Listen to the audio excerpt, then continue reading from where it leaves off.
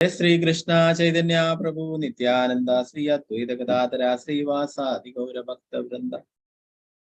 हरे कृष्णा कृष्ण कृष्ण हरे हरे हरे राम राम राम हरे हरे। जय जय श्री चैतन्य जय नित्यानंद जय अद्वैत चंद्र जय गौर भक्त वृंद। जय जय श्री चैतन्य जय नित्यानंद जय अद्वैत चंद्र जय गौर भक्त वृंद।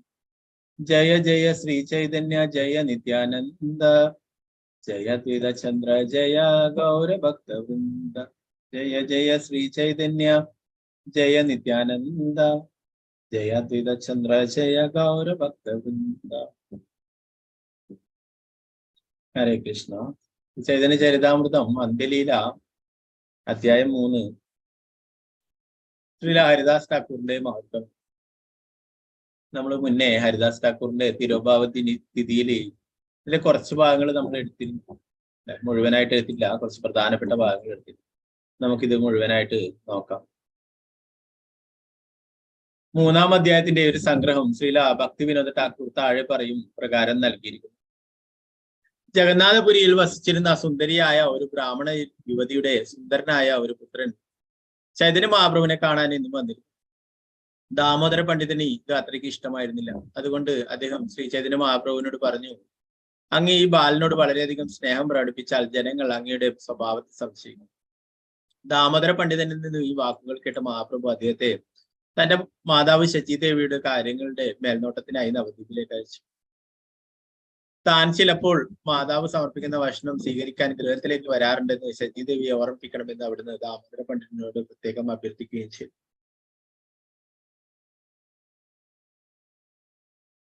അങ്ങനെ ശ്രീചൈതന്യ മഹാപ്രഭുവിന്റെ ആജ്ഞ അനുസരിച്ച് ദാമോദര പണ്ഡിതൻ ജഗന്നാഥ ഭഗവാന്റെ എല്ലാ തരത്തിലുള്ള പ്രസാദവുമായി നവദ്വീപിലേക്ക് പോയി.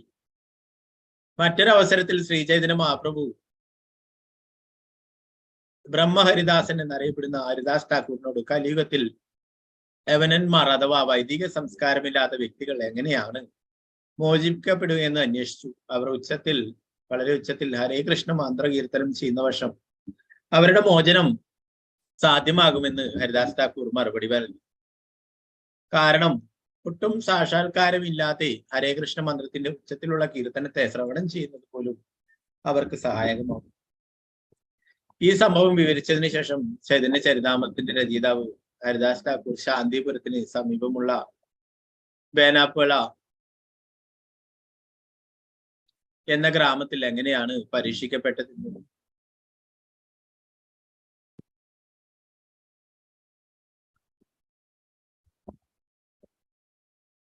വിവരിക്കുന്നു. രാമചന്ദ്രഖാൻ എന്ന നാമമുള്ള ഒരു വ്യക്തി ഹരിദാസ്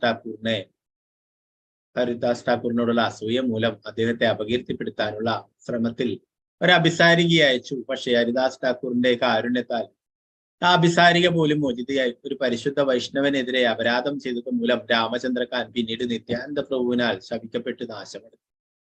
ബേനാപ്പോലയിൽ നിന്നും ഹരിദാസ് ഠാക്കൂർ ശാന്തപുരം എന്ന ഗ്രാമത്തിലേക്ക് പോവുകയും അവിടെ ബലരാമ ആചാര്യന്റെ ഗൃഹത്തിൽ താമസിക്കുകയും ചെയ്തു. അനന്തരം ഹിരണ്യൻ എന്നും ഗോവർദ്ധന മജുംദാർ എന്നും നാമമുള്ള 2 സഹോദരന്മാർ ഹരിദാസ് ഠാക്കൂറിനെ സ്വീകരിച്ചു. പക്ഷെ സംവാദത്തിനിടയിൽ ഗോപാല ചക്രവർത്തി എന്നറിയപ്പെടുന്ന ഒരു ബ്രാഹ്മണ കുലജാതൻ അദ്ദേഹത്തോട് അപരാധം ചെയ്യുകയുണ്ടായി. ഈ അപരാധം കാരണം ഗോപാല ചക്രവർത്തി കുഷ്ഠരോഗബാധയാൽ ശേഷിക്കും.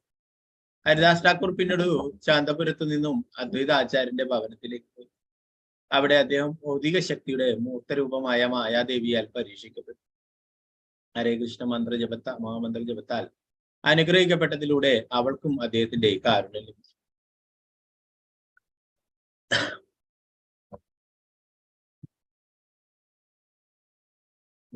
ശ്ലോകത്തിലേക്ക് കടക്കാം.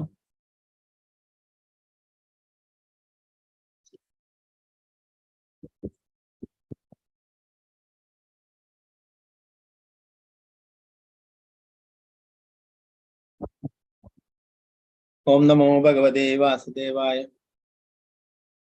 വന്ദേഹം ശ്രീ ഗുരോ ശ്രീയുതാപദകമലം ശ്രീഗുരുൻ വൈഷ്ണവാംസ ശ്രീരൂപം സാഗ്രജാതം സഗണരഘുനാഥാനിതം തം സജീവം സാദ്വൈതം സാവധൂതം പരിജനസഹിതം കൃഷ്ണ ചൈതന്യദേവം ശ്രീരാധാ കൃഷ്ണപാദാൻ സഗണലളിതാ ശ്രീ വിശാഖാന്യതാംശ ഞാൻ എന്റെ ആത്മീയ ഗുരുവിന്റെയും ഭക്തിയുത സേവനത്തിന്റെ പാതയിലുള്ള മറ്റെല്ലാ ഗുരുക്കന്മാരുടെയും പാദാംബുജങ്ങളിൽ ആദരപൂർണമായ പ്രണാമങ്ങൾ അർപ്പിക്കുന്നു. എല്ലാ വൈഷ്ണവർക്കും ശ്രീല രൂപഗോസ്വാമിയും ശ്രീല സനാതന ഗോസ്വാമിയും രഘുനാഥ് ദാസ് ഗോസ്വാമിയും ജീവഗോസ്വാമിയും അവരുടെ സഹചരന്മാരുൾപ്പെടെ 6 ഗോസ്വാമിമാർക്കും ഞാൻ എന്റെ സാദര പ്രണാമങ്ങൾ അർപ്പിക്കുന്നു.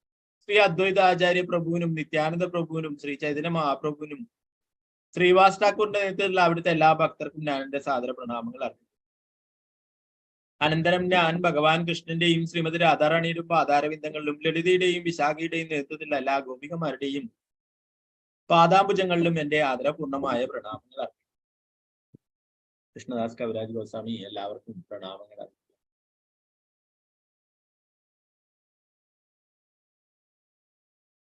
ഹരേ കൃഷ്ണ. എല്ലാവർക്കും കേൾക്കാലോ അല്ലെ? കേൾക്കാതുണ്ടെങ്കിൽ മെസ്സേജ് അയച്ചാൽ മതി.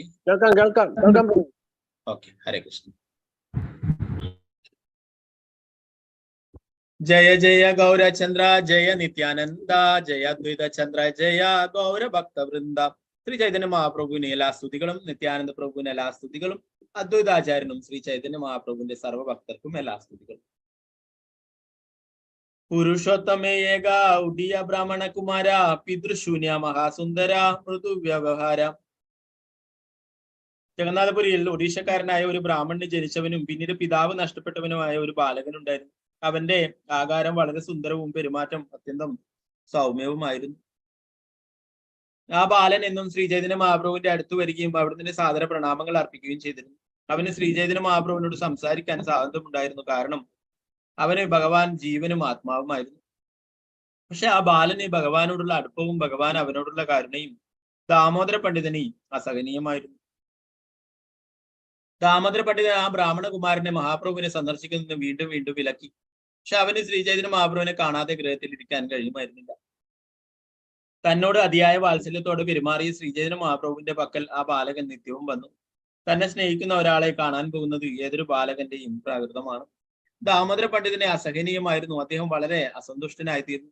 പക്ഷെ തന്റെ വിലക്കുകളെ അവഗണിച്ചിരുന്ന ബാലനോട് അദ്ദേഹത്തിന് ഒന്നും പറയാൻ കഴിഞ്ഞില്ല. ഒരു ദിവസം ആ ബാലകൻ ശ്രീചൈതന്യ മഹാപ്രഭുവിന്റെ അടുത്ത് വന്നപ്പോൾ ഭഗവാൻ വളരെ വാത്സല്യപൂർവ്വം അവനോട് വിശേഷങ്ങൾ ആരാഞ്ഞു.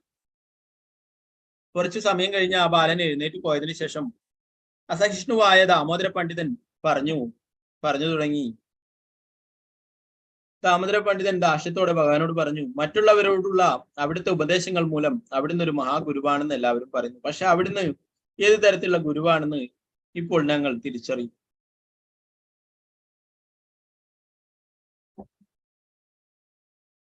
അങ്ങ് ഗോസായി ഗുരു അഥവാ ആചാര്യൻ എന്നറിയപ്പെടുന്നു. പക്ഷെ ഇപ്പോൾ അങ്ങയുടെ യശോ ഗുണങ്ങളെ പറ്റിയുള്ള സംസാരം പുരുഷോത്തമ നഗരത്തിൽ എങ്ങും പരക്കും. അങ്ങയുടെ പദവിക്ക് എത്രമാത്രം കോട്ടം തട്ടും. ദാമോദര പണ്ഡിതൻ ഒരു എളിയ ശുദ്ധ ഭക്തനായിരുന്നെന്ന് ശ്രീചൈതന്യ മഹാപ്രഭുവിനെ അറിയാമായിരുന്നെങ്കിലും ഈ ധിക്കാര വർത്തമാനം കേട്ട ഭഗവാൻ പറഞ്ഞു, എന്റെ പ്രിയപ്പെട്ട ദാമോദര, എന്ത് അസംബന്ധമാണ് താങ്കൾ പറയുന്നത്? ദാമോദര പണ്ഡിതൻ മറുപടി പറഞ്ഞു, അവിടുന്ന് എല്ലാ വിമർശനങ്ങൾക്കും അതീതനായ സ്വതന്ത്ര പരമദിവ്യത്വ പുരുഷനാണ്. എന്റെ പ്രിയപ്പെട്ട ഭഗവാനെ, അവിടത്തേക്ക് ഇഷ്ടം പോലെ പ്രവർത്തിക്കാം. അവിടുന്ന് നിയന്ത്രിക്കാൻ ആർക്കും ഒന്നും പറയാൻ കഴിയും. എന്നിരുന്നാലും മുഴുവൻ ലോകവും ധാഷ്ട്യം നിറഞ്ഞതാണ്. അവരെ തടയാൻ അവിടത്തേക്ക് എങ്ങനെ കഴിയും? പ്രിയപ്പെട്ട ഭഗവാനെ, അവിടുന്ന് അഭിജ്ഞനായ ഒരു ഗുരുവാണ്. എന്നിട്ടും ഈ ബാലകൻ ഒരു വിധവയായ ബ്രാഹ്മണിയുടെ പുത്രനാണെന്ന് അവിടുന്ന് എന്തുകൊണ്ട് വിചാരിക്കുന്നില്ല? അവിടുന്ന് എന്തുകൊണ്ടാണ് അവനോട് ഇത്രയധികം വാത്സല്യം കാട്ടുന്നത്? ബാലകന്റെ മാതാവ് പൂർണ്ണ തപസ്വിനിയും പതിവ്രതയുമാണെങ്കിലും അവൾക്ക് സ്വാഭാവികമായ ഒരു ദോഷമുണ്ട്. അവൾ അതിസുന്ദരിയായ ഒരു യുവതിയാണ്. എന്റെ പ്രിയപ്പെട്ട ഭഗവാനെ, അവിടുന്നും സുന്ദരനും ആകർഷകനും ഉള്ളവനായ ഒരു യുവാവാണ്. അതുകൊണ്ട് ജനങ്ങൾ തീർച്ചയായും അങ്ങയെക്കുറിച്ച് അടക്കം പറയും. അങ്ങെന്തിനാണ് അവർക്ക് അങ്ങനെ ഒരു അവസരം നൽകുന്നത്?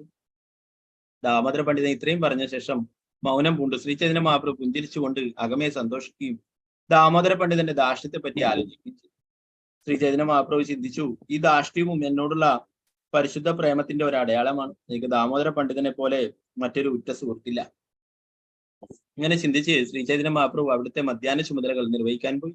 അടുത്ത ദിവസം അവിടുന്ന് ദാമോദര പണ്ഡിതനെ ഒരു ഏകാന്ത സ്ഥലത്തേക്ക് വിളിച്ചു. ഭഗവാൻ പറഞ്ഞു, എന്റെ പ്രിയ സുഹൃത്തെ ദാമോദര, താങ്കൾ നദിയിലേക്ക് പോയി എന്റെ മാതാവിനൊപ്പം വസിക്കുന്നതായിരിക്കും ശ്രേഷ്ഠം.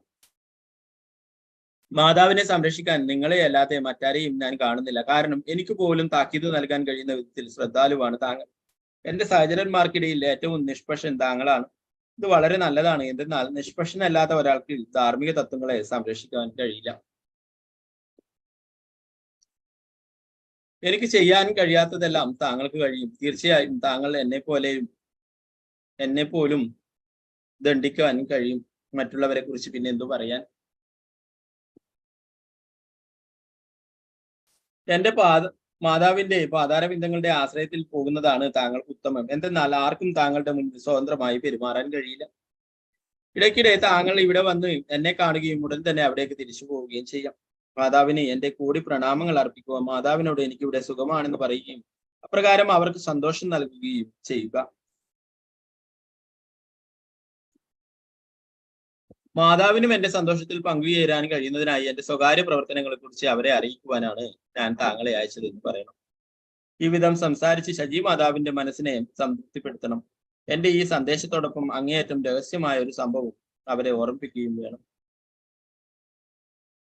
ബാരെ ബാരെ ആസിയാമി തൊമര ഭവനെ മൃഷ്ടാന്ന വ്യഞ്ജന സഭ കരിയെ ഭോജനെ. അമ്മ സമർപ്പിക്കുന്ന ആ മധുര പലഹാരങ്ങളും പച്ചക്കറികളും എല്ലാം ഭക്ഷിക്കുവാൻ ഞാൻ അമ്മയുടെ ഭവനത്തിൽ വീണ്ടും വീണ്ടും വരാറുണ്ട്. ഭോജന കരിയാമി തുമിതഹ ജന ബാഹ്യ വിരഹിതഹ സ്വപ്ന കരിമാന. ഞാൻ വരികയും ഭോജനങ്ങൾ ഭുജിക്കുകയും ചെയ്യുന്നുവെന്ന് അമ്മയ്ക്ക് അറിയാം. പക്ഷേ ബാഹ്യമായ വിരഹം മൂലം അമ്മയ്ക്കത് സ്വപ്നമായി കരുതുന്നു.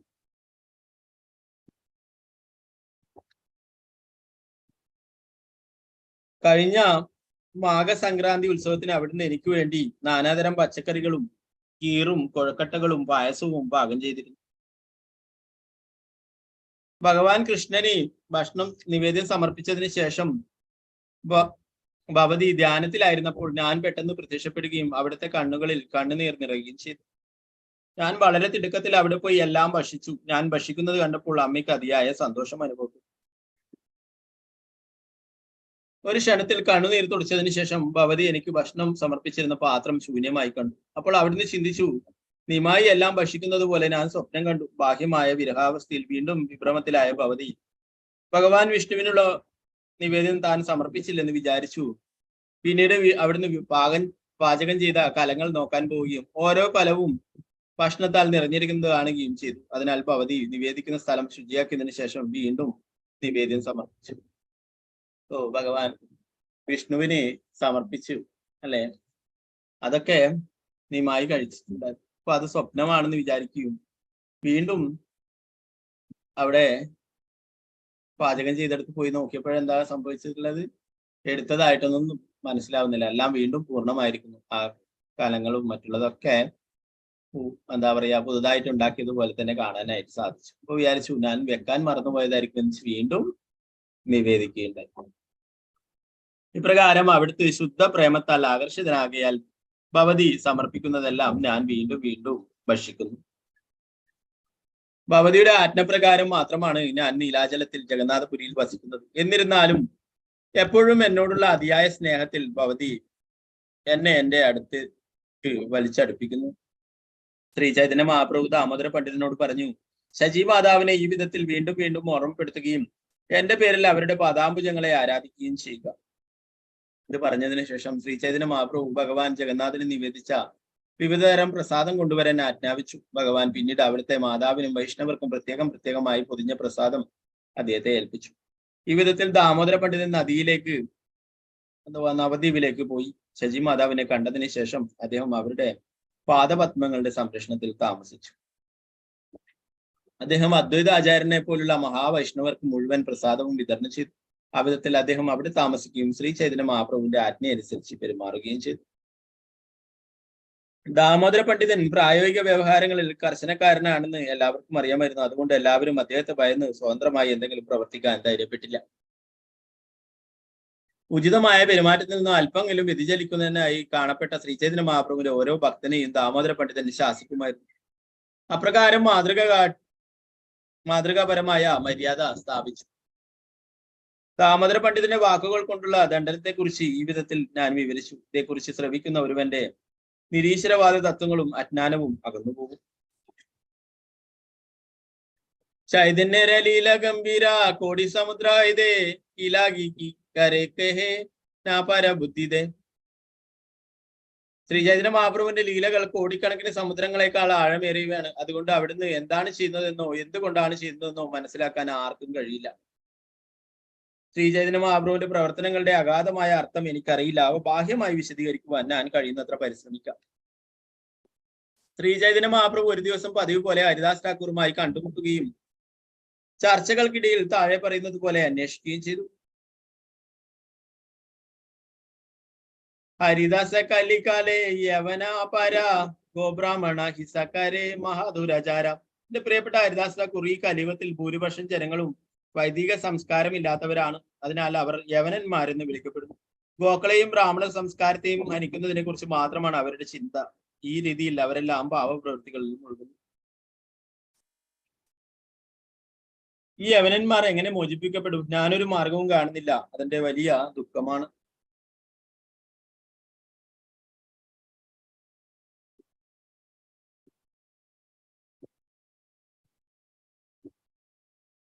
ഹരിദാസ് ഠാക്കൂർ മറുപടി പറഞ്ഞു, എന്റെ പ്രിയപ്പെട്ട ഭഗവാനെ, ഉത്കണ്ഠപ്പെടാതിരുന്നാലും ഭൗതികാസ്ത്രത്തിലെ യവനന്മാരുടെ അവസ്ഥ കണ്ട് അവിടുന്ന് ദുഃഖിക്കേണ്ടതില്ല.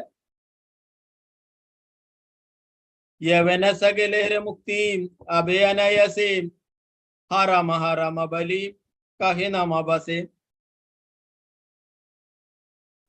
യവനന്മാർ ഹറാം ഹറാം എന്നിങ്ങനെ പറഞ്ഞു ശീലിച്ചവരായതുകൊണ്ട് ഈ നാമാഭാസത്താൽ അവർ വളരെ അനായാസം മുക്തരാകും. ഹാറാം ഹാറാം എന്ന് പറയുമ്പോ എന്താണ്? അല്ലയോ രാമചന്ദ്ര ഭഗവാനെ, മഹാപ്രേമേ ഭക്ത കഹേ ഹാരാമ ഹാരാമ യവനരെ ഭാഗ്യദേക്ക ലയ സെയ് നാമ. ഒരു ഭക്തൻ ഉന്നതമായ ഭാവനിർഭര പ്രേമത്തിൽ അല്ലയോ എന്റെ രാമചന്ദ്ര ഭഗവാനെ, അല്ലയോ എന്റെ രാമചന്ദ്ര ഭഗവാനെ എന്ന് ഉച്ചത്തിൽ ഘോഷിക്കുന്നു. പക്ഷെ യവനന്മാരും ഹാരാമ ഹാരാമ എന്ന് ഉച്ചരിക്കുന്നു. നോക്കൂ അവരുടെ ഭാഗ്യം. ഭക്തന്മാര് രാമചന്ദ്ര ഭഗവാനെ പറയും അല്ലെ.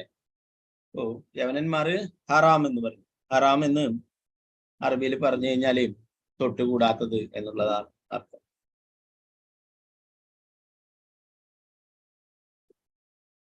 ഇവിടെ അതിന് ഭാവാർത്ഥം വായിക്കാം. ഇത് കുറച്ച് പ്രധാനപ്പെട്ട ഭാഗങ്ങളാണ് പ്രഭുപാദര് പറഞ്ഞിട്ടുള്ളത്. ചില ഭാഗങ്ങളൊക്കെ നമുക്ക് നോക്കാം.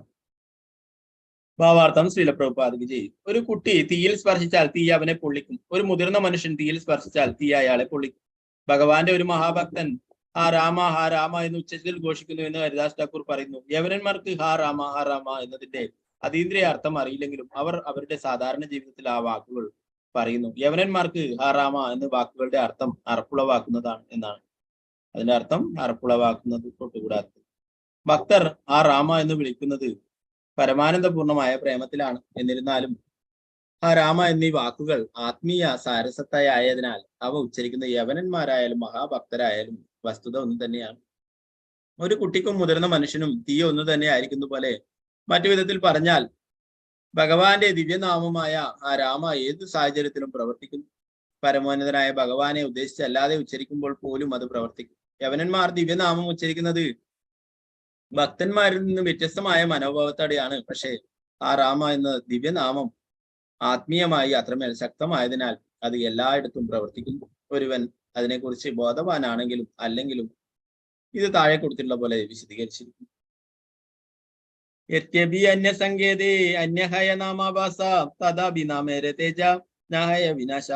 ദിവ്യനാമ കീർത്തനത്തിന്റെ അധികാരിയായ നാമാചാര്യൻ ഹരിദാസ് ഠാക്കൂർ പറഞ്ഞു, ഭഗവാനല്ലാത്ത മറ്റെന്തിനെങ്കിലും സൂചിപ്പിക്കുന്നതിനായി ഭഗവാന്റെ തിരുനാമം ഉച്ചരിക്കുന്നത് നാമാഭാസത്തിന്റെ ഒരു ഉദാഹരണമാണ്. ഈ വിധത്തിൽ ദിവ്യനാമം ഉച്ചരിച്ചാൽ പോലും അതിന്റെ അതീന്ദ്രിയ ശക്തി നശിക്കുന്നില്ല.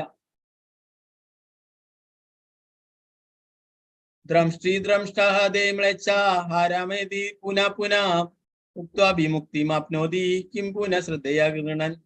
ഒരു കാട്ടുപന്നിയുടെ തേറ്റ കൊണ്ട് വധിക്കപ്പെടുമ്പോൾ ക്ലേശത്താൽ ഹറാമ എന്ന് വീണ്ടും വീണ്ടും വിളിച്ചു കരയുന്ന ഒരു മ്ലേച്ഛന് പോലും മുക്തി ലഭിക്കും. അപ്പോൾ പിന്നെ വിശ്വാസത്തോടും ആദരവോടും കൂടി ദിവ്യനാമം ജപിക്കുന്നവരുടെ കാര്യം പറയാനുണ്ടോ? അജാമിള പുത്രേ പോലയ ബലിനാരായണ വിഷ്ണു ദൂതാസി ചടയ താര ബന്ധന. അജാമിളൻ വലിയൊരു പാപിയായിരുന്നെങ്കിലും മരണസമയത്ത് അവൻ നാരായണൻ എന്ന നാമമുള്ള തന്റെ ഇളയ പുത്രനെ യാദൃശികമായി വിളിക്കും. അങ്ങനെ വിഷ്ണുദൂതന്മാരെത്തി അവനെ മരണദേവനായ യമരാജന്റെ ബന്ധനത്തിൽ നിന്ന് മോചിപ്പിക്കുകയും ചെയ്തു. നമ്മൾ കുറെ ചർച്ച ചെയ്തിട്ടുള്ള കാര്യമാണ് അജാമിളന്റെ കാര്യം അല്ലെ. ജീവിതത്തിൽ മുഴുവൻ പാപവൃത്തികളാണ് ചെയ്തിട്ടുള്ളത് അല്ലെ. ആദ്യകാലങ്ങളിൽ കുറച്ച് ഭക്തി സേവനങ്ങൾ ചെയ്തിട്ടുണ്ട്. പിന്നീട് മുഴുവൻ അങ്ങനെയുള്ള പാപങ്ങൾ ചെയ്തിട്ടും അവസാന നിമിഷം തന്റെ പുത്രനെ വിളിച്ചു നാരായണ എന്ന് വിളിച്ചപ്പോൾ അത് ഭഗവാൻ തന്നെ വിളിച്ചതായിട്ട് കരുതിയിട്ട് വിഷ്ണുദൂതന്മാരെ യമകിങ്കരന്മാരിൽ നിന്ന് രക്ഷിക്കാനായിട്ട് അയക്കുകയുണ്ട്. രാമ എന്ന പദം രാ മാ എന്നീ രണ്ടക്ഷരങ്ങൾ ഉൾപ്പെട്ടതാണ്. ഇവ വേർപെടുത്താത്തവയും അല്ലയോ എന്ന അർത്ഥമുള്ള ഹ എന്ന പ്രേമപൂർവമായ പദത്താൽ അലങ്കരിക്കപ്പെട്ടതുമാണ്.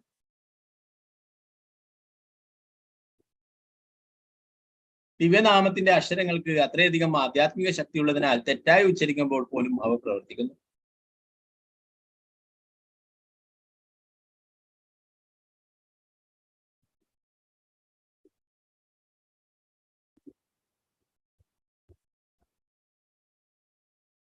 നാമൈക്യമസ്യ വാജിസ്മരണ പദഗതം ഗോത്രമൂലം ഗതം വാ ശുദ്ധം വാ ശുദ്ധവർണം വ്യവഹിതരഹിതം താരയത്യേവ സത്യം തച്ചേദ്ദേഹദ്രവീണ ജനതാ ലോപവാഷണ്ഡമധ്യേ നിക്ഷിപ്തം സ്യാന്ന ഫലജനകം ശീഘ്രം ഏവാത്ര.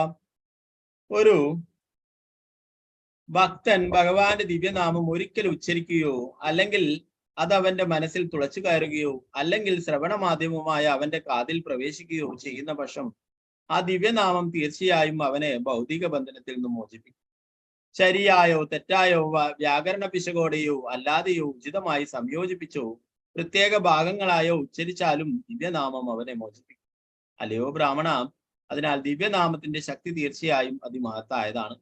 എന്നാൽ ഒരുവൻ ഭൗതിക ശരീരത്തിന്റെ പ്രയോജനത്തിന് വേണ്ടിയോ ഭൗതിക സമ്പത്തിനും അനുയായികൾക്കും വേണ്ടിയോ അല്ലെങ്കിൽ ദുരാഗ്രഹത്തിന്റെയോ നിരീശ്വരവാദത്തിന്റെയോ സ്വാധീനത്താലും ദിവ്യനാമോച്ചാരണത്തെ ഉപയോഗിക്കുന്ന പക്ഷം അതായത് അപരാധത്തോടെ നാമം ഉച്ചരിക്കുന്ന പക്ഷം അത്തരം ജപം മൂലം ആഗ്രഹിക്കുന്ന ഫലം വളരെ വേഗം ഉണ്ടാവുകയില്ല. അതുകൊണ്ട് ഒരുവൻ ഭഗവാന്റെ ദിവ്യനാമജപത്തിൽ ശ്രദ്ധയോടുകൂടി അപരാധങ്ങൾ ഒഴിവാക്കണം.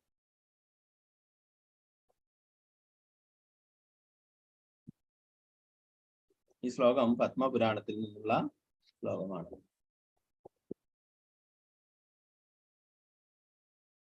നാമാഭാസഹൈദേഹായ സർവപാപശയ. നാമാചാര്യൻ ഹരിദാസ് ഠാക്കൂർ തുടർന്നു, ഒരുവൻ ദിവ്യനാമം പൂർണ്ണതയില്ലാതെ പോലും അപരാധരഹിതമായി ഉച്ചരിക്കുന്ന വർഷം പാപപങ്കിലമായ ജീവിതത്തിന്റെ എല്ലാ പ്രതികരണങ്ങളിൽ നിന്നും മോചിതനാകാൻ കഴിയും.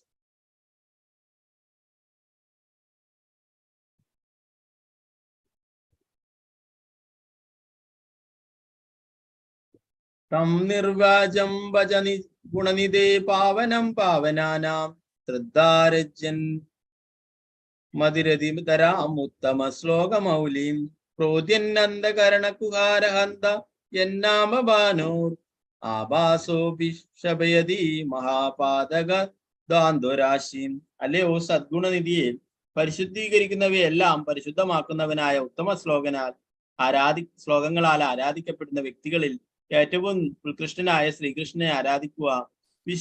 വിശ്വസ്തവും അചഞ്ചലുമായ മനസ്സോടെ കാപട്യമില്ലാതെയും ഏറ്റവും ശ്രേഷ്ഠമായ രീതിയിലും അവിടുന്ന് ആരാധിക്കുക.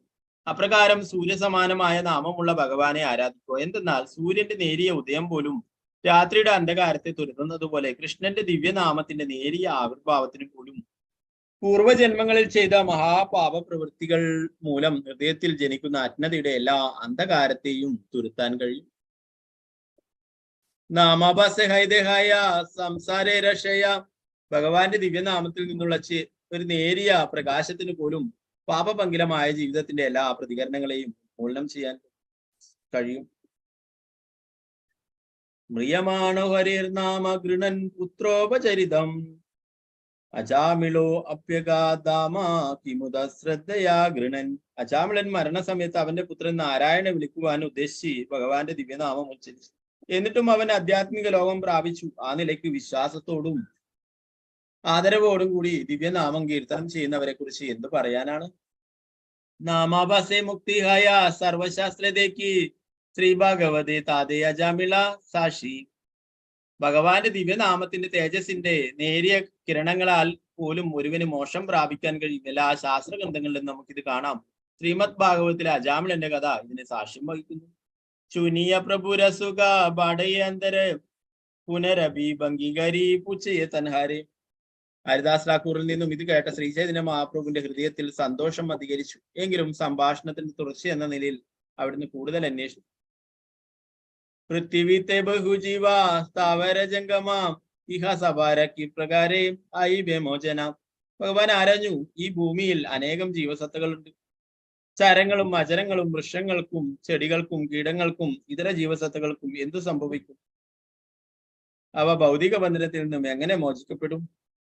ഹരിദാസ കഹേ പ്രഭു സേ കൃപ തോമാരാ സ്ഥാവര ജംഗമാക്കെ കരിയാച്ച നിസ്താര.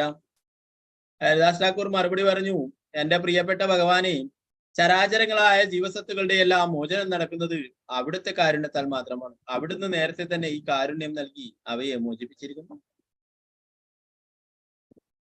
തുമിയെ കരിയാച്ച ഏ ഉച്ച സങ്കീർത്തന സ്ഥാവര ജംഗമേ രസേ ആയത ശ്രവണ. അവിടുന്ന് ഹരേ കൃഷ്ണ മന്ത്രം ഉച്ചത്തിൽ കീർത്തനം ചെയ്തു. അത് ശ്രവണം ചെയ്തതിന്റെ പ്രയോജനം ചരാചരങ്ങളായ എല്ലാവർക്കും ലഭിച്ചിട്ടുണ്ട്. ശൂനിയ ജംഗമേരഹയ സംസാരശയ സ്ഥാവരശീല ശബ്ദലാകെ പ്രതിധ്വനിഹയ. എന്റെ ഭഗവാനെ, അവിടുത്തെ ഉച്ചത്തിലുള്ള സങ്കീർത്തനം ശ്രവിച്ച ചലിക്കുന്ന ജീവസത്തുക്കൾ ഭൗതിക ലോകവുമായുള്ള ബന്ധനത്തിൽ നിന്നും നേരത്തെ തന്നെ മുക്തരായി കഴിഞ്ഞു. വൃക്ഷങ്ങളെ പോലുള്ള ചലിക്കാത്ത ജീവസത്തുക്കൾ അത് ശ്രവിച്ചതിന് ശേഷം ഒരു മാറ്റൊലി ഉണ്ടാകുന്നു. പ്രതിധ്വനിനഹേസൈ കരയെ സങ്കീർത്തന തോമര കൃപാരയെ അകത്യ കഥന. എന്നാൽ വാസ്തവത്തിൽ അതൊരു മാറ്റൊലിയല്ല, അത് അചരങ്ങളായ ജീവസത്തുക്കളുടെ കീർത്തനമാണ്. ഇതെല്ലാം സങ്കല്പിതമാണെങ്കിലും അവിടുത്തെ കാരുണ്യത്താൽ സാധ്യമാണ്. സകല ജഗദേഹയ ഉച്ച സങ്കീർത്തന ശൂനിയ പ്രേമാവേശനാച്ചേ സ്ഥാവര ജംഗമ. അവിടുത്തെ കാലടികൾ പിന്തുടരുന്നവരാൽ ലോകത്തിൽ എല്ലായിടത്തും ഹരേ കൃഷ്ണ മന്ത്രത്തിന്റെ ഉച്ചത്തിലുള്ള കീർത്തനം അനുഷ്ഠിക്കപ്പെടുമ്പോൾ ചരങ്ങളും അചരങ്ങളുമായ എല്ലാ ജീവസത്തുക്കളും ഭക്തി നിർഭരമായ പ്രേമാവേശത്താൽ നൃത്തം ചെയ്യും. എന്താ പറയുന്ന, ഭഗവാന്റെ നാമം ഉച്ചത്തില് കീർത്തനം ചെയ്യാലെ, ഉച്ചത്തിൽ ജപിക്കുക. മറ്റുള്ള എല്ലാ ജീവജാലങ്ങൾക്കും ഒക്കെ മോചനം ലഭിക്കും എന്നുള്ളതാണ്. കൈലാചാരി കണ്ടേ വൃന്ദാവനയായിതേ ബാലഭദ്ര ഭട്ടാചാര്യ കഹിയാച്ചന അമാത്തേം. എന്റെ പ്രിയപ്പെട്ട ഭഗവാനെ, അവിടുന്ന് ജാരിക്കണ്ടി വനത്തിലൂടെ വൃന്ദാവനത്തിലേക്ക് പോകുന്നതിനിടയിൽ സംഭവിച്ച എല്ലാ കാര്യങ്ങളും അവിടുത്തെ ഭൃത്യൻ ബലഭദ്ര ഭട്ടാചാര്യൻ എന്നോട് വിവരിച്ചു. ജാരിക്കണ്ടി വനത്തിലൂടെ പോകുമ്പോൾ ക്രൂരമൃഗങ്ങളായിട്ടുള്ള സിംഹവും കടുവയും മറ്റുള്ള മൃഗങ്ങളൊക്കെ ആനയും എല്ലാം നൃത്തം ചെയ്യുകയുണ്ടായി അല്ലെ. മാനുകളും മറ്റുള്ളതെല്ലാം അവരുടെ കൂടെ തന്നെ നൃത്തം ചെയ്യുകയുണ്ടായി അല്ലെ. ശത്രുക്കളായിട്ടുള്ള മാനുകളും സിംഹവും കടുവയും എല്ലാം മഹാപ്രഭുവിന്റെ കൂടെ ഒരുമിച്ച് നൃത്തം ചെയ്യുകയുണ്ടായി. അവിടുത്തെ ഭക്തൻ വാസുദേവദത്ത എല്ലാ ജീവസത്തുകളുടെയും മോചനത്തിന് വേണ്ടി അവിടുത്തെ പാദാംബുജങ്ങളിൽ അഭ്യർത്ഥന സമർപ്പിച്ചപ്പോൾ അവിടുന്ന് അംഗീകരിച്ചു. ജഗത് നിസ്താരിതയെ തോമാരാവതാര ഭക്തഭാവാഗേതാദേ കൈല അംഗീകാരം. പ്രിയപ്പെട്ട ഭഗവാനെ, ഈ ലോകത്തിൽ മുഴുവൻ പതിതാത്മാക്കളെയും മോചിപ്പിക്കുന്നതിന് വേണ്ടി മാത്രം അവിടുന്ന് ഒരു ഭക്തന്റെ രൂപം സ്വീകരിച്ചിരിക്കുന്നു. ഉച്ച സങ്കീർത്തന താതേ കരീല പ്രചാര സ്ഥിരചാര ജീവര സഭ ഗണ്ഡായില സംസാര. അവിടുന്ന് ഹരേ കൃഷ്ണ മഹാമന്ത്രത്തിന്റെ ഉച്ചത്തിലുള്ള കീർത്തനം പ്രചരിപ്പിക്കുകയും ഈ വിധത്തിൽ ചരങ്ങളും അചരങ്ങളുമായ സർവ്വ ജീവസത്തുക്കളെയും ഭൗതിക ബന്ധനത്തിൽ നിന്ന് മോചിപ്പിക്കുകയും ചെയ്തിരിക്കുന്നു. ശ്രീ ചൈതന്യ മഹാപ്രഭു മറുപടി പറഞ്ഞു, എല്ലാ ജീവസത്തുക്കളും മോക്ഷം പ്രാപിച്ചാൽ പ്രപഞ്ചം മുഴുവൻ ജീവസത്തുക്കൾ ഇല്ലാതായി തീരും.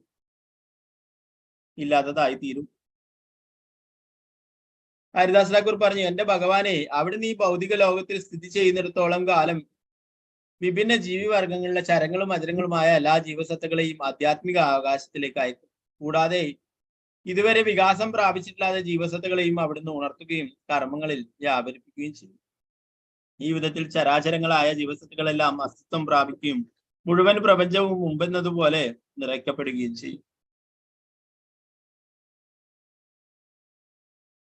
മുമ്പ് ഭഗവാന്റെ രാമചന്ദ്രൻ ഈ ലോകം വെടിഞ്ഞപ്പോൾ അവിടുന്ന് അയോധ്യയിലെ എല്ലാ ജീവസത്തുക്കളെയും കൂടെ കൂട്ടിക്കൊണ്ടുപോയി. അനന്തരം അവിടുന്ന് മറ്റു ജീവസത്തുക്കളാൽ അയോധ്യയെ വീണ്ടും നിറച്ചു.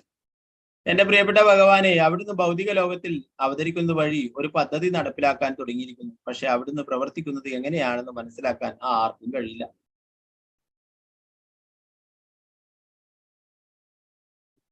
മുമ്പ് ഭഗവാൻ കൃഷ്ണൻ വൃന്ദാവനത്തിൽ അവതരിച്ചപ്പോൾ അവിടുന്ന് ഇതേപോലെ പ്രപഞ്ചത്തിലെ എല്ലാ ജീവസത്തുക്കളെയും ഭൗതികാസ്തിത്വത്തിൽ നിന്ന് മോചിപ്പിച്ചു. അജനായ പരമദിവ്യത്വം കൃഷ്ണനും യോഗേശ്വരന്മാരുടെ എല്ലാം ഈശ്വരനുമായ കൃഷ്ണൻ ചരാചരങ്ങളായ സകല ജീവസത്തുക്കളെയും മോചിപ്പിക്കുന്നു. ഭഗവാന്റെ പ്രവർത്തനങ്ങളിൽ വിസ്മയകരമായി ഒന്നുമില്ല. പരമദിവ്യോത്തമ പുരുഷനെ ദ്വേഷ മനോഭാവത്തിൽ കാണുകയോ കീർത്തിക്കുകയോ സ്മരിക്കുകയോ ചെയ്യുന്നവർക്ക് പോലും അവിടുന്ന് ദേവന്മാർക്കും അസുരന്മാർക്കും അപൂർവമായി മാത്രം നേടാൻ കഴിയുന്ന ദുർലഭമായ മോക്ഷം നൽകുന്നു. ആ നിലയ്ക്ക് ഭഗവാന്റെ ഭക്തി സേവനത്തിൽ നേരത്തെ തന്നെ പൂർണ്ണമായി മുഴുകിയിട്ടുള്ളവരുടെ കാര്യം എന്തു പറയാൻ.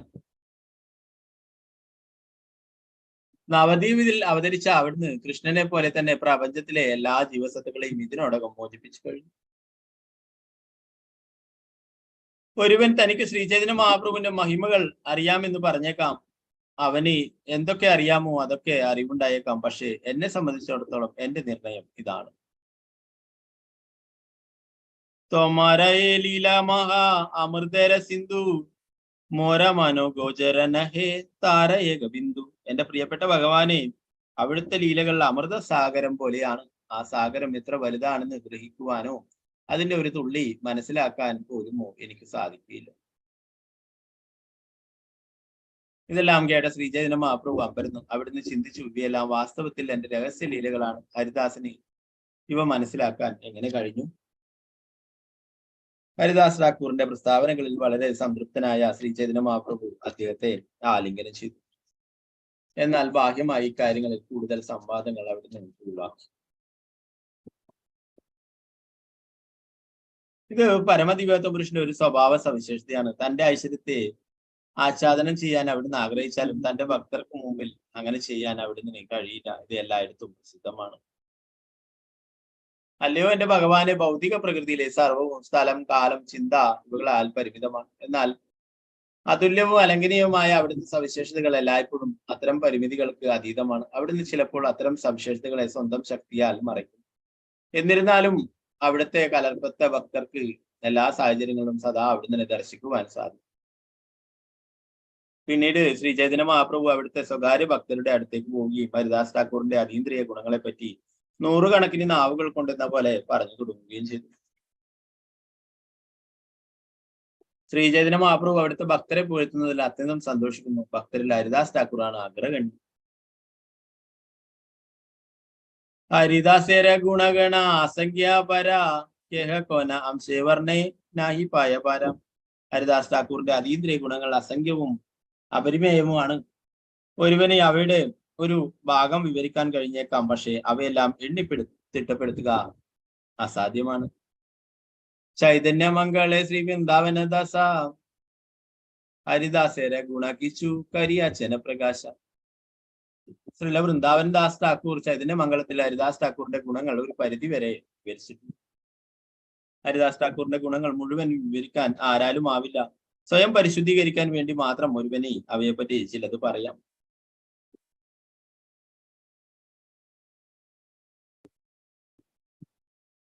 അല്ലയോ ശ്രീ ചൈതന്യ മഹാപ്രഭുവിന്റെ ഭക്തരെ, ഹരിദാസ് ഠാക്കൂറിന്റെ ഗുണങ്ങളെ സംബന്ധിച്ച് ശ്രീല വൃന്ദാവൻ ദാസ് ഠാക്കൂർ വിശദമായി വർണ്ണിച്ചിട്ടില്ലാത്ത ചില കാര്യങ്ങൾ ദയവായി കേട്ടാലും. ഹരിദാസ് ഠാക്കൂർ സ്വന്തം ഭവനം ഉപേക്ഷിച്ചതിന് ശേഷം കുറെ നാൾ ബേനാപോല വനത്തിൽ വസിക്കുകയുണ്ടായി. ഹരിദാസ് ഠാക്കൂർ ഏകാന്തമായ ഒരു വനത്തിൽ ഒരു കുടിൽ നിർമ്മിച്ചു. അവിടെ അദ്ദേഹം ഒരു തുളസിച്ചെടി നടുകയും ആ തുളസിച്ചെടിയുടെ മുന്നിൽ ഭഗവാന്റെ ദിവ്യനാമം നിത്യവും 3 ലക്ഷം തവണ ജപിക്കുകയും ചെയ്തു. അദ്ദേഹം പകലും രാത്രിയും ഉടനീളം കീർത്തനം ചെയ്തു.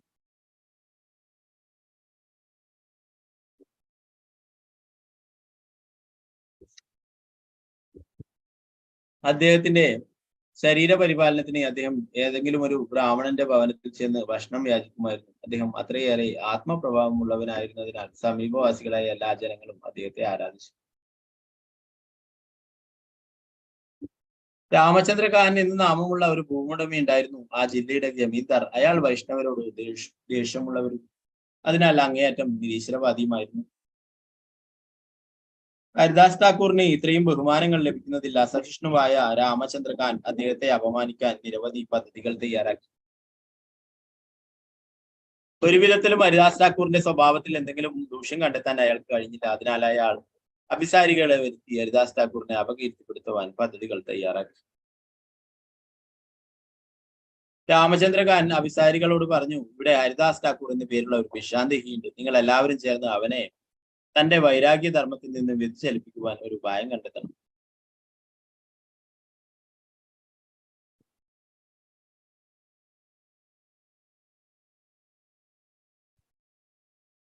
വേശ്യകളിൽ ആകർഷകയായ ഒരു യുവതി തിരഞ്ഞെടുക്കപ്പെട്ടു. 3 ദിവസത്തിനുള്ളിൽ താൻ ഹരിദാസ് ഠാക്കൂറിന്റെ മനം കവരുമെന്ന് അവൾ ഉറപ്പ് നൽകി.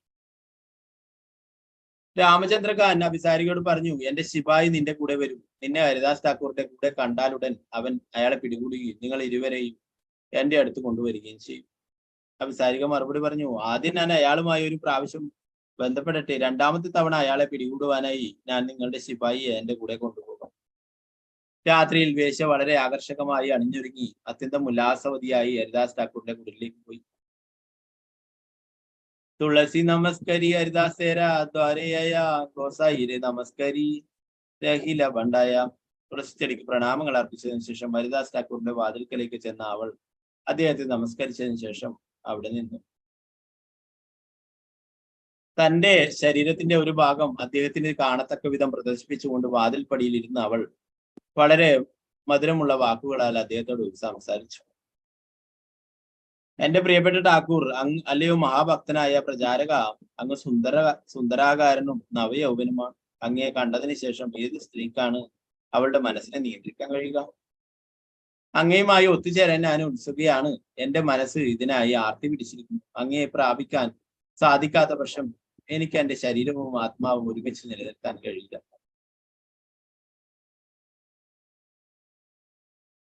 ഹരിദാസെ കഹത്വമോ കരിമു അംഗീകാര സംഖ്യ നാമ സമാപ്തിയാവത് നഹയാമാര താവത്തുമിവ ശിശുന നാമ സങ്കീർത്തന നാമ സമാപ്തി ഹൈലേ കരിമുയെ തൊമാര മന.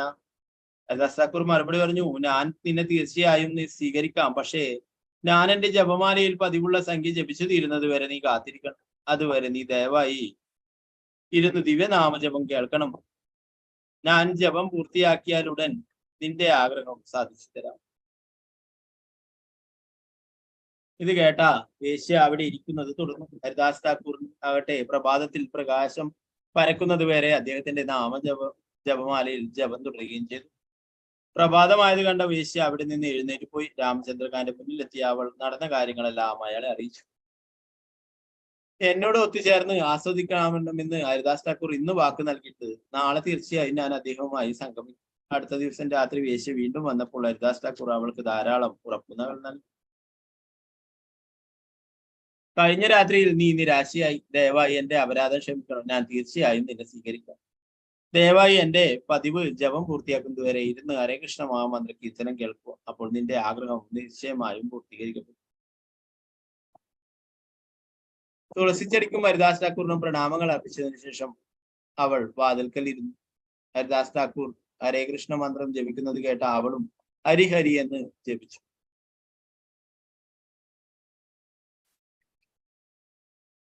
രാത്രി അവസാനിച്ചപ്പോൾ വേശ്യ അസ്വസ്ഥയായി. ഇത് കണ്ട ഹരിദാസ് ഠാക്കൂർ അവളോട് താഴെ കൊടുത്തിട്ടുള്ള പോലെ സംസാരിച്ചു.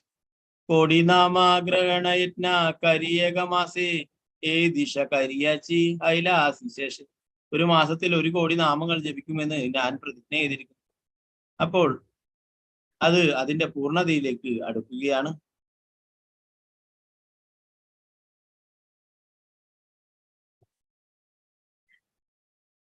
എന്റെ യജ്ഞാനുഷ്ഠാനമായ ഹരേകൃഷ്ണ മന്ത്രജപം ഇന്ന് പൂർത്തിയാകുമെന്ന് ഞാൻ കരുതി രാത്രിയിൽ മുഴുവൻ ദിവ്യനാമം ജപിക്കുവാൻ കഴിവിന്റെ പരമാവധി ശ്രമിച്ചെങ്കിലും ഞാനത് പൂർത്തിയാക്കിയില്ല. നാളെ തീർച്ചയായും പൂർത്തീകരിക്കും. എന്റെ വ്രതവും സഫലമാകും. അപ്പോൾ നിന്നോടൊപ്പം പൂർണ്ണ സ്വാതന്ത്ര്യത്തോടെ ആസ്വദിക്കാൻ എനിക്ക് കഴിയും.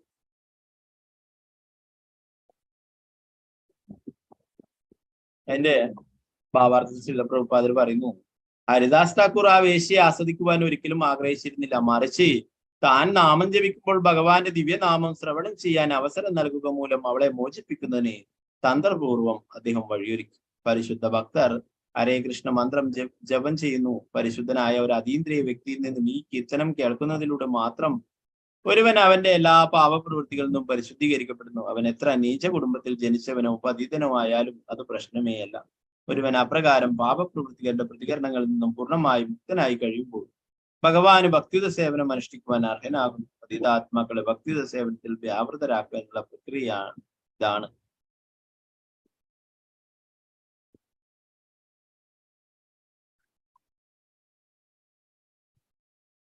വേശ്യ രാമചന്ദ്രന്റെ അടുത്തേക്ക് തിരിച്ചു വരികയും നടന്ന കാര്യങ്ങൾ അയാളോട് പറയുകയും ചെയ്തു. അടുത്ത ദിവസം അവൾ നേരത്തെ സായാഹ്നത്തിന്റെ ആരംഭത്തിലേക്ക് വരികയും ഹരിദാസ് ഠാക്കൂറിനോടൊപ്പം ഇരിക്കുകയും ചെയ്തു.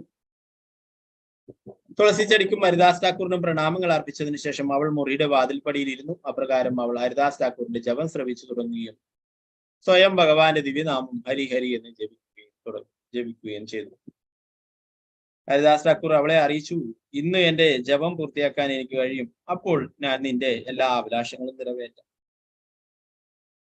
ഹരിദാസ് ഠാക്കൂർ ജപം ചെയ്തുകൊണ്ടിരിക്കുന്നതിൽ രാത്രി അവസാനിച്ചു. പക്ഷെ അദ്ദേഹത്തിന്റെ സഹവാസം മൂലം വേശ്യയുടെ മനസ്സിൽ മാറ്റമുണ്ടായി.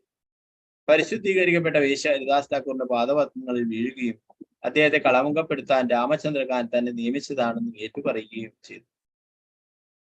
അവൾ പറഞ്ഞു, വേശ്യാവൃത്തി സ്വീകരിച്ചതിനാൽ അളവറ്റ പാപപ്രവൃത്തികൾ ചെയ്തിട്ടുണ്ട്. എന്റെ പ്രഭു, എന്നോട് കരുണയുണ്ടാകണമേ, ഈ പതിതാത്മാവിനെ മോചിപ്പിക്കണമേ. ഹരിദാസ് ഠാക്കൂർ മറുപടി പറഞ്ഞു, രാമചന്ദ്രകാന്റെ ഗൂഢാലോചനയെ പറ്റി എനിക്കെല്ലാം അറിയാം. അവൻ നഗ്നനായ ഒരു വിഡ്ഢിയാണ്. അതിനാൽ അവന്റെ പ്രവൃത്തികൾ എന്നെ ദുഃഖിപ്പിക്കുന്നില്ല. രാമചന്ദ്രകാൻ എനിക്കെതിരെ ഉപജാപം ആസൂത്രണം ചെയ്ത ദിവസം തന്നെ ഞാൻ തൽക്ഷണം ഈ സ്ഥലം വിട്ടു പോകാമായിരുന്നു. പക്ഷെ നീ എന്റെ അടുത്ത് വന്നതുകൊണ്ട് നിന്നെ മോചിപ്പിക്കുന്നതിനായി ഞാൻ 3 ദിവസം ഇവിടെ താമസിച്ചു. ഹരിദാസ് ഠാക്കൂറിന് വേണമെങ്കിൽ അവിടെ വിട്ട് വേറെ സ്ഥലത്തേക്ക് പോകാം, അല്ലെ? എന്നാലേ ആ സ്ത്രീയോടും കാരുണ്യം കാണിക്കില്ലേ. ആ സ്ത്രീയെ ഒരു ഭക്തയാക്കാനായിട്ടാണ് അവിടെ താമസിച്ചത്. യേശു പറഞ്ഞു, ദയവായി എന്റെ ആത്മീയ ഗുരുവായി വർത്തിച്ചാലും ഭൗതികാസ്തിത്വത്തിൽ നിന്ന് മോചനം ലഭിക്കുന്നതിന് ഞാൻ അനുഷ്ഠിക്കേണ്ട കർത്തവ്യങ്ങളെ പറ്റി എന്നെ ഉപദേശിച്ചാലും. ഹരിദാസ് ഠാക്കൂർ മറുപടി പറഞ്ഞു, ഉടനടി ഗൃഹത്തിലേക്ക് പോയി നിനക്ക് എന്തൊക്കെ സ്വത്തുകളുണ്ടോ അവയെല്ലാം ബ്രാഹ്മണർക്ക് വിതരണം ചെയ്യും. അതിനുശേഷം ഈ മുറിയിലേക്ക് തിരിച്ചു വന്ന് എന്നേക്കും കൃഷ്ണാബോധത്തിൽ ഇവിടെ താമസിക്കും.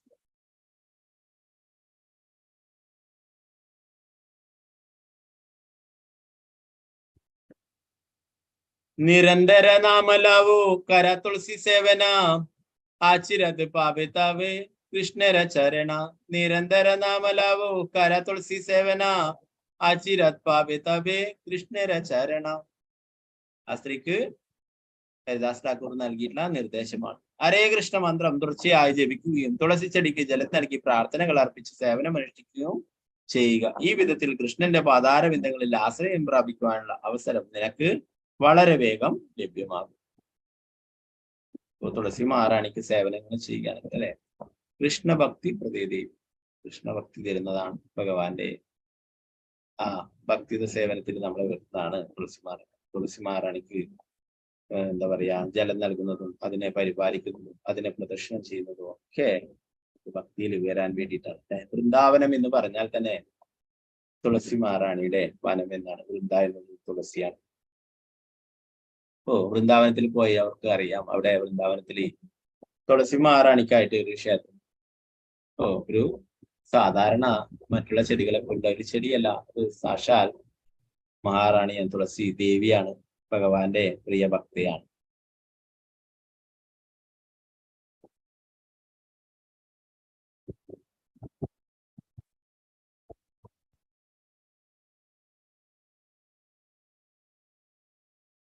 യേശുക്ക് ഹരകൃഷ്ണ മന്ത്രം ജപിക്കുന്ന പ്രക്രിയ ഉപദേശിച്ചതിനു ശേഷം ഹരിദാസ് ഠാക്കൂർ എഴുന്നേറ്റ് ഹരിഹരി എന്ന് തുടർച്ചയായി കീർത്തനം ചെയ്തുകൊണ്ട് അവിടെ നിന്ന് പോയി. അനന്തരം ആ വേശ്യ അവളുടെ ആധ്യാത്മിക ഗുരുവിന്റെ ആജ്ഞ പിന്തുടർന്ന് സ്വന്തം ഗൃഹത്തിൽ ഉണ്ടായിരുന്ന വസ്തുക്കളെയെല്ലാം ബ്രാഹ്മണർക്ക് വിതരണം ചെയ്തു. അഭിസാരിക വൈഷ്ണവ തത്വങ്ങൾ അപ്രകാരം അവളുടെ ശിരസ് മുണ്ഡനം ചെയ്യുകയും വൈഷ്ണവ തത്വങ്ങൾ പ്രകാരം അവളുടെ ശിരസ് മുണ്ഡനം ചെയ്യുകയും ഒറ്റ വസ്ത്രം മാത്രം ധരിച്ച് ആ മുറിയിൽ താമസിക്കുകയും ചെയ്തു. അവളുടെ ആധ്യാത്മിക ഗുരുവിന്റെ കാലടികൾ പിന്തുടർന്ന് അവൾ കൃഷ്ണന്റെ ദിവ്യനാമം ഒരു ദിവസം 3 ലക്ഷം തവണ ജപിച്ചു തുടങ്ങി. അവൾ രാത്രിയും പകലും ഉടനീളം ജപിച്ചു. ഹരിദാസ് ഠാക്കൂർ ചെയ്യുന്നത് പോലെ തന്നെ 3 ലക്ഷം തവണ ഭഗവാന്റെ തിരുനാമം ജപിക്കുകയുണ്ടായി. തുളസി സേവനക്കാരെ സർവണ ഉപവാസ ഇന്ദ്രിയ ദമന ഹൈല പ്രേമേര പ്രകാശ.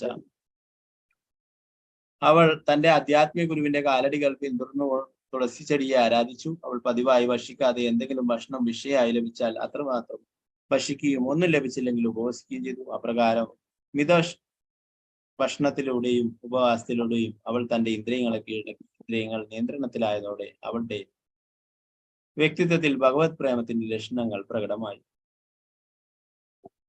പ്രസിദ്ധ വൈഷ്ണവി ഹൈല പരമ മഹാന്തി ബട ബട വൈഷ്ണവ താൻഡ ദർശനേ ദയാന്തി. പ്രകാരം ആ വേശ്യ വളരെ വളരെ പ്രശസ്തിയായ ഒരു ഭക്തിയായിത്തീർന്നു. അവൾ ആധ്യാത്മിക ജീവിതത്തിൽ വളരെ പുരോഗമിക്കുകയും ഉന്നത നിലവാരത്തിലുള്ള അനേകം വൈഷ്ണവർ അവിടെ കാണാൻ വരികയും ചെയ്തു. വേശ്യയുടെ ഉത്കൃഷ്ടമായ സ്വഭാവം കണ്ട എല്ലാവരും വിസ്മയിച്ചു. എല്ലാവരും ഹരിദാസ് ഠാക്കൂറിന്റെ പ്രഭാവത്തെ പറ്റി പുകഴ്ത്തുകയും അദ്ദേഹത്തിന് പ്രണാമങ്ങൾ അർപ്പിക്കുകയും ചെയ്തു. ഹരിദാസ് ഠാക്കൂറിനെ ഉപദ്രവിക്കുവാൻ ഒരു വേശ്യയെ പ്രേരിപ്പിച്ചതിലൂടെ രാമചന്ദ്രഖാൻ അദ്ദേഹത്തിന്റെ പാദപങ്കജങ്ങളിൽ അപരാധത്തിന്റെ വിത്ത് വിതച്ചു. ആ വിത്ത് മുളച്ച് വളർന്ന് പിന്നീട് ഒരു വൃക്ഷമായി തിരിക്കും. അത് കാഴ്ചപ്പോൾ രാമചന്ദ്രഖാൻ അതിന്റെ ഫലങ്ങൾ ഭക്ഷിക്കുകയും ചെയ്തു. ഒരു ഉത്കൃഷ്ട ഭക്തന്റെ പാതാരവിന്ദങ്ങളിൽ ചെയ്ത ഈ അപരാധത്തിന്റെ ഫലം അത്ഭുതകരമായ ഒരു വർണ്ണലയിൽ കലാശിച്ചിരുന്നു. ഈ സംഭവങ്ങളാൽ ഉളവായ അവസരം പ്രയോജനപ്പെടുത്തി എന്താണ് സംഭവിച്ചതെന്ന് ഞാൻ വിശദീകരിക്കാം. അല്ലയോ ഭക്തരെ, ദയവായി കേൾക്കുക. സഹജയായി വൈഷ്ണവ രാമചന്ദ്രഖാന ഹരിദാസേര അപരാധേ ഹൈലാസുര സമാന. രാമചന്ദ്രഖാൻ സ്വാഭാവികമായി ഒരു അഭക്തനായിരുന്നു. ഇപ്പോൾ ഹരിദാസ് ഠാക്കൂറിന്റെ പാതാരവിന്ദങ്ങളിൽ അപരാധം ചെയ്തിരിക്കുന്നതിനാൽ അവൻ നാസ്തികനായ ഒരു അസുരനെ പോലെ ആയിത്തീർന്നു. വൈഷ്ണവ ധർമ്മ നിന്ദകരെ വൈഷ്ണവാപമാന ബഹുദിനര അപരാധേ പൈല പരിണാമ. വൈഷ്ണവധർമ്മത്തെ അപഹസിക്കുകയും ഇപ്പോൾ അവന് ഭക്തരെ ദീർഘകാലം അപമാനിക്കുകയും ചെയ്തതിനാൽ അവനിപ്പോൾ തന്റെ അപരാധ പ്രവർത്തനങ്ങളുടെ ഫലം ലഭിച്ചു. നിത്യാനന്ദ ഗോസായി ഗൗഡേ അഭയായില പ്രേമ പ്രചാരിത തപേ ഭ്രമിലതലാകില.